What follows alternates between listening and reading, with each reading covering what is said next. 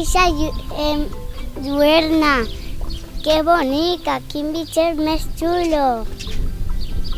Mira, Andreas, mira quin bitxet més xulo. Sí, y todo es gracioso.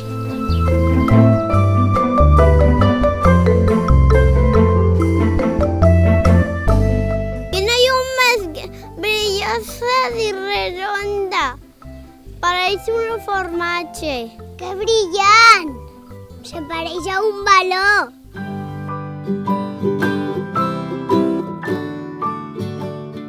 Aquesta nit les dos cuques de llum ja no tenen llum. Per què serà?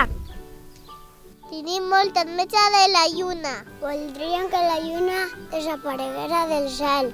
Sí, que no torni a brillar més. Desig concedits. La lluna cada vegada se farà més xicoteta, ja no la veuràs ni tu ni ningú.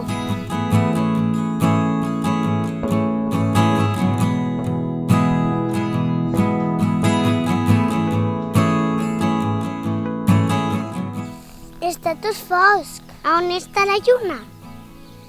I les cookies s'han desaparegut? Tens raó, que fosc que està tot. No t'importi tu? Sí, jo també, perquè no anem a buscar el bruixot de les enveges. Bona idea.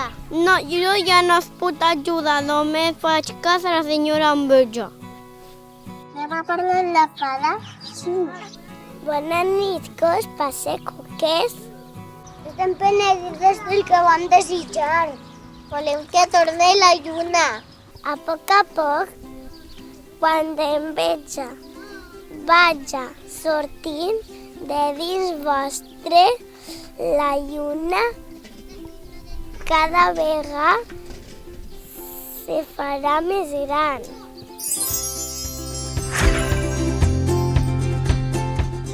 Aconseguiran les cuques de llum enviar l'enveja de dins seu?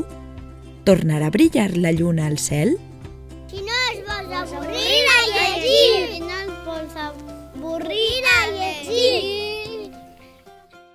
Boca de llum, què has desitjat?